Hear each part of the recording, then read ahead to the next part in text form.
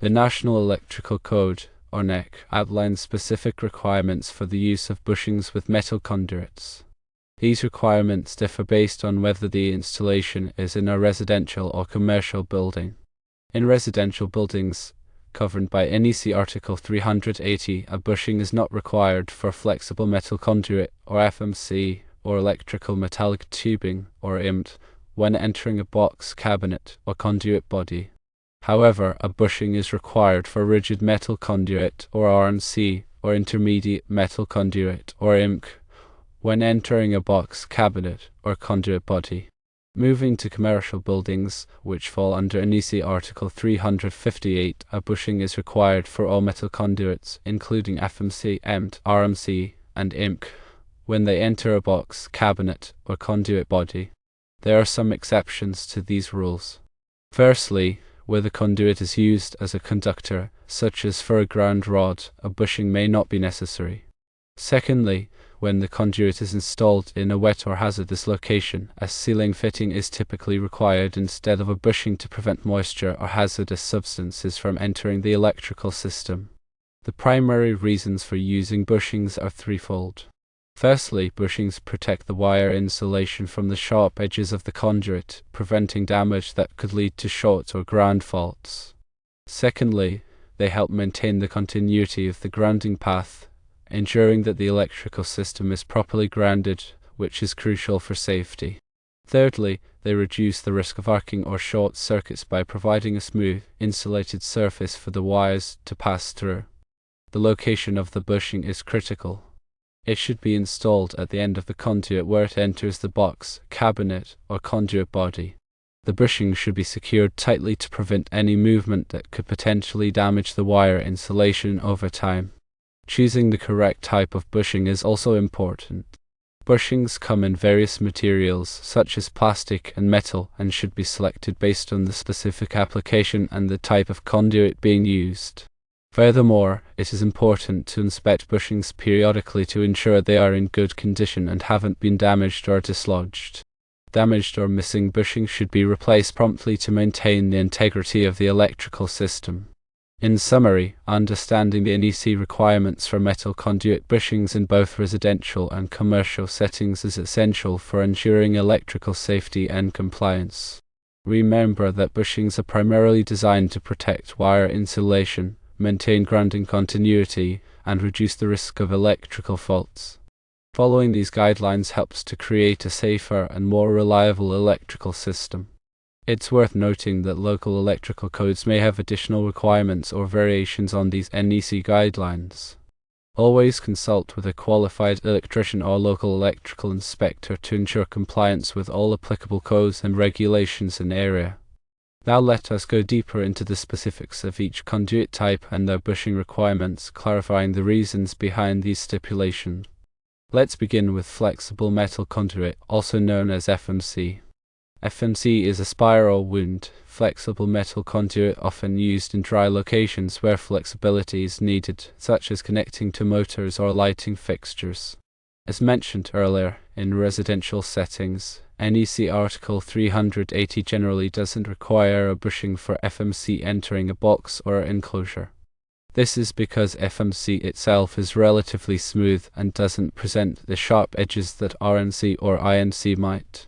However, it's still good practice to use an appropriate connector that provides a smooth transition for the wires, minimizing the risk of insulation damage.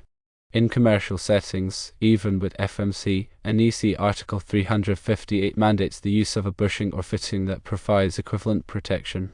This is due to the higher demands and greater potential for wear and tear in commercial electrical systems. Next, let's consider electrical metallic tubing, or IMT. EMT is a thin-walled and threaded metal conduit commonly used for general wiring in both residential and commercial buildings. Similar to FMC, in residential applications, a bushing is not strictly required by the NEC when EMT enters a box or enclosure. However, proper connectors are crucial. These connectors should be designed to securely attach the EMT to the box and provide a smooth, rounded surface where the wires exit the conduit. In commercial settings, like FMC, EMT also requires a bushing or fitting that offers equivalent protection as per NEC Article 358. This ensures that the wires are protected from any potential sharp edges of the EMT or the connector. Now, let's discuss rigid metal conduit, or RMC. RMC is a thick-walled, threaded metal conduit used in areas where high levels of protection are needed, such as in harsh environments or where the conduit is exposed to physical damage. In both residential and commercial settings, RMC always requires a bushing when entering a box or enclosure.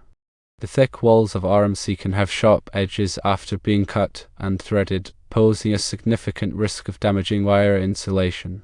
The bushing provides a smooth, rounded surface that eliminates this risk. Intermediate metal conduit, or IMC, is a thinner-walled version of RMC, offering a lighter weight alternative while still providing substantial protection. Like RMC, INC also requires a bushing in both residential and commercial applications when entering a box or enclosure. The reasoning is the same: to protect the wire insulation from the potentially sharp edges of the conduit.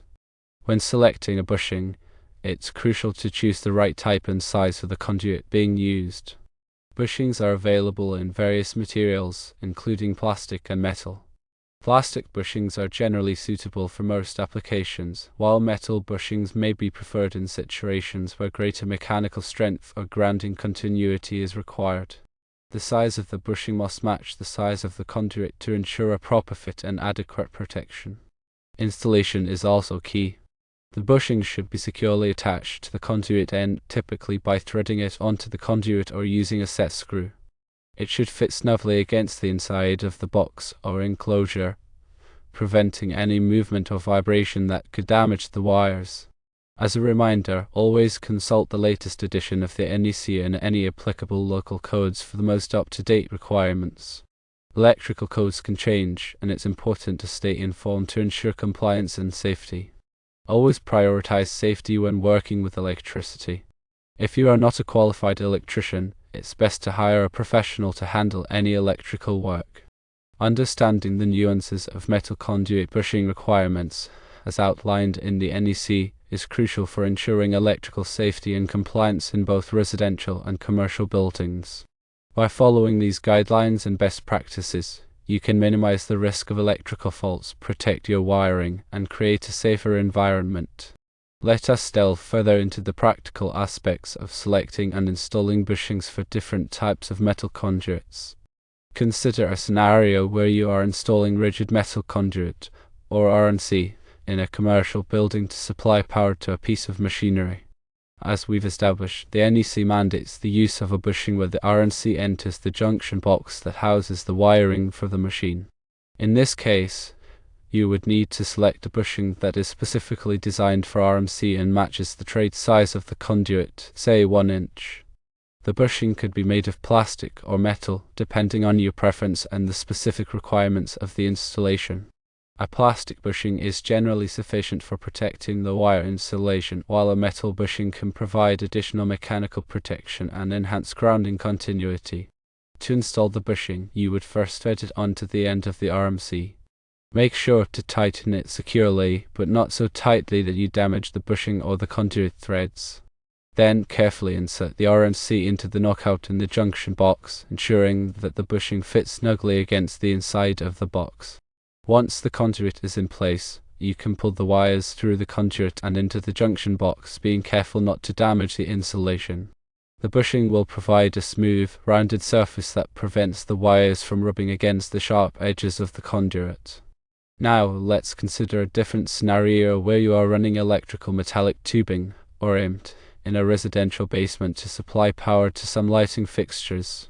In this case, the NEC might not strictly require a bushing, but it's still a good practice to use a connector that provides a smooth transition for the wires. You could use a set screw connector or a compression connector, depending on your preference and the specific requirements of the installation. Both types of connectors are designed to securely attach the EMT to the junction box and provide a rounded surface that protects the wires. To install the connector, you would first slide it onto the end of the EMT. Then insert the EMT into the knockout in the junction box and tighten the set screws or compression knot to secure the connection. When you pull the wires through the conduit, a connector will prevent them from rubbing against the sharp edges of the EMT. The choice of bushing or connector can also depend on the type of wire being used. For example, if you are using THHN wire, which has a tough nylon jacket, you might be less concerned about abrasion than if you are using older types of wire with more delicate insulation. However, it's always better to err on the side of caution and provide adequate protection for the wires. In certain situations, you might encounter existing installations where bushings are missing or damaged. In these cases, it's important to replace the bushings as soon as possible to prevent potential electrical hazards. Replacing a bushing is a relatively simple task, but it's important to follow proper safety procedures. Always turn off the power to the circuit before working on any electrical wiring. Use insulated tools and wear appropriate personal protective equipment, such as safety glasses and gloves. Inspect the wiring for any signs of damage, such as frayed insulation or exposed conductors. If you find any damage, repair it before energizing the circuit. In addition to the specific requirements for metal conduits, the NEC also has general requirements for protecting conductors from abrasion. Section 300.4. Point 15 addresses protection from physical damage, stating that conductors must be protected from abrasion where they pass through metal cabinets, boxes, or enclosures. This requirement applies to all types of wiring methods, not just metal conduits. There are several ways to comply with this requirement, including using bushings, grommets, or other types of fittings that provide a smooth, rounded surface for the wires to pass through. You can also use wire staples or cable ties to support the conductors and prevent them from rubbing against the edges of the enclosure. Furthermore, it's important to consider the environment in which the wiring is installed. In damp or wet locations, you should use watertight connectors and fittings to prevent moisture from entering the electrical system. In corrosive environments, you should use corrosion-resistant materials such as stainless steel or PVC. In areas where the wiring is exposed to physical damage, you should use rigid conduit or other types of protective enclosures.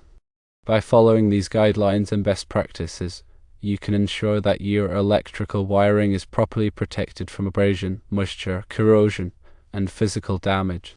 This will help to prevent electrical hazards and ensure the long-term reliability of your electrical system. Remember, electrical work can be dangerous. If you are not a qualified electrician, it's always best to hire a professional to handle any electrical wiring. They have the knowledge, skills, and experience to do the job safely and correctly. And of course, always refer to the latest edition of the National Electrical Code and any applicable local codes for the most up-to-date requirements.